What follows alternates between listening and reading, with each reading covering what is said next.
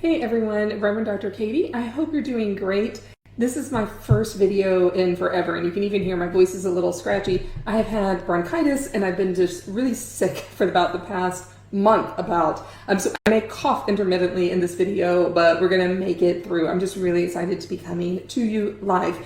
So I want to make this video, or what we're going to be talking about today, is what to do when your thoughts just race all across your brain. Who's with me? Who does this happen to?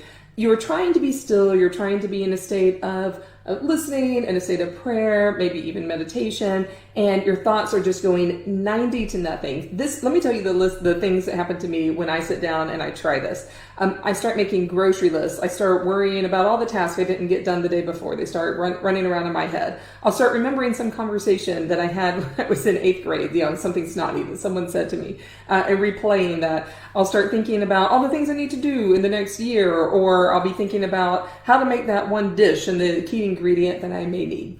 If this happens to you, you are not alone. In fact, it's very common because we're humans and we all have human brains, and this is the way that the brain works. But learning to get into that place of stillness is actually super key for your metaphysical journey. In fact, it's the first thing that I teach people, is how to be calm, how to be still, and how to let those thoughts actually go on by. We can't do anything to stop those thoughts when they come into our brain, and we can't really control what they are. If you've learned a way to do that, let me know. The thoughts will happen. The only thing we can do is respond to them. So let me tell you first why this is really important, and then second, we're going to actually practice it a little bit together. And then I'm going to tell you about an upcoming workshop that you may be interested in. So the why this is important. This is really important because if we don't start to acknowledge the thoughts that come into our mind, and we always say, "Oh, my mind is too busy. I can't pray. I can't meditate because I have too many thoughts," we're never going to actually get started. So lesson one, I think, here is that you will have the thoughts. You absolutely cannot help having the thoughts. That's because you're human and you have a human brain and you've lived and you have thoughts, and those will continue to come at you. Why this is important is because if we let that reason stop us from attempting, then we actually are letting the thoughts control us. We're actually letting the random thoughts that we don't have control over be the boss of us. It's really important that we learn how to slow down. It has amazing health benefits when we can do that. It has amazing mental health, physical health benefits when we can learn to slow down and kind of get into this state of flow, a little state of Zen. And that's actually the space where the divine, where God can come in and do pretty amazing things. It's in that space where we learn to acknowledge the thoughts that are coming and slow them down. And then we can actually say, hey, 8th grade self, what that person said actually is not that relevant right now. Do you mind stepping aside and we're going to do something else? And after actually a very short amount of time, you're going to find that that's the case, and then you can get on to new and better things. When you allow yourself to have this spaciousness, it's this real space of expansionness, and it's pretty amazing. And all of these connections, these metaphysical connections, actually happen in that space. And it's in that space of being still and being calm where we make connections, and God makes connections for us that we didn't even know were possible. So that's why it's really important.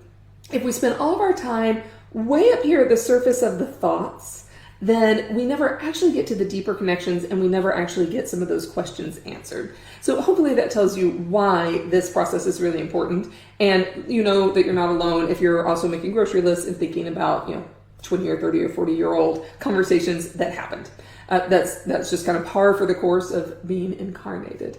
And then second, what can you do about it? What is the process like? So the process that I recommend for creating this spaciousness is actually meditation.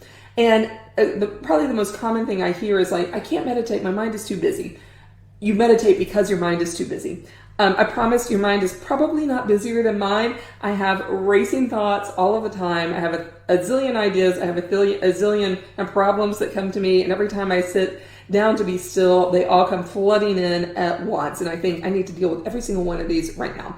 So if I can do it, You can do it. And so I have been practicing stillness and meditation for about 15 years now, and it's been a huge, huge gift in my life. So what we're going to do right now is actually practice. Don't worry, I'm just going to take 1 or 2 minutes of your time with this. Don't do this if you're driving, but do this when you have an opportunity to be still. So the first exercise is I have this lovely singing bowl. I'm just going to play the singing bowl and ask you to listen to it in its entirety, from very beginning to very end. And that's it. So here you go.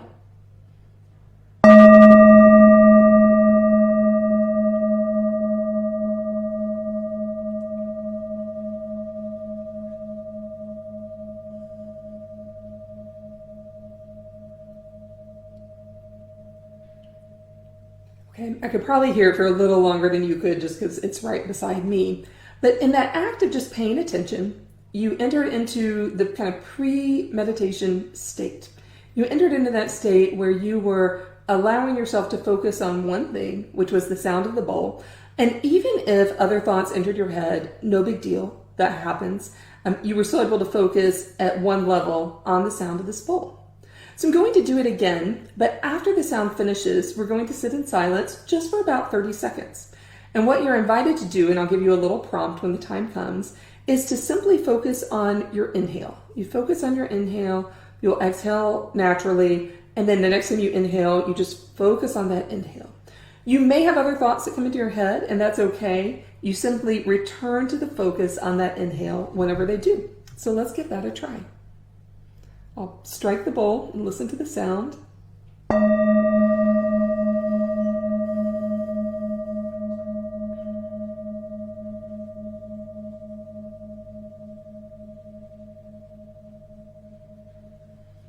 And now focus on that inhale for about 30 seconds.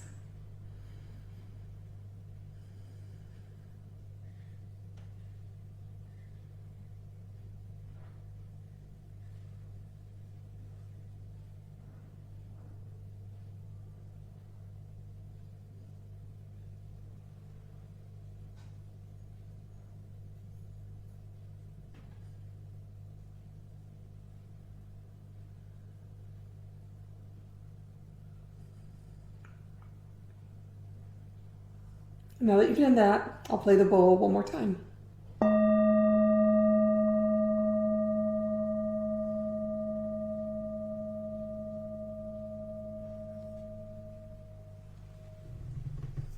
All right, so you have just participated in this little moments of stillness, of meditating, of quieting the mind. When we quiet the mind, that doesn't mean that our thoughts stop. We can't control that. All it means is that we pay attention to something else, like our breath.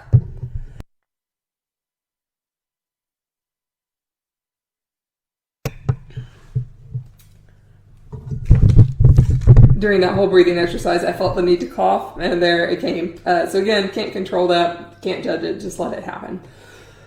That's what bronchitis will do for you. All right. So I hope that experience gave you a little taste or a reminder, or added to a meditation practice that you may already have, or if you don't have one, give you a little taste of what that could be like. I am actually hosting a meditation workshop on May 21st, 2022. And this will be a 90-minute workshop to show you some of the more benefits of meditation. We're going to practice meditating together. There's more ways to meditate than sitting in silence, kind of cross-legged. So I'm going to be showing you all the varieties of ways to do that. This is especially for those of you that have a very busy brain. So I'm going to be showing you how to work with your busy brain and let it be an asset rather than a liability. This is on a sliding scale.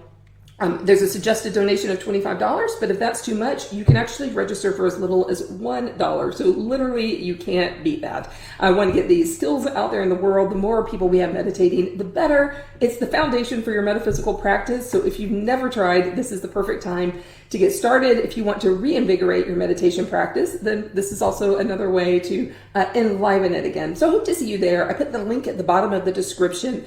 Comment with any questions. I would love to know how the experience was for you, and I will see everyone really soon.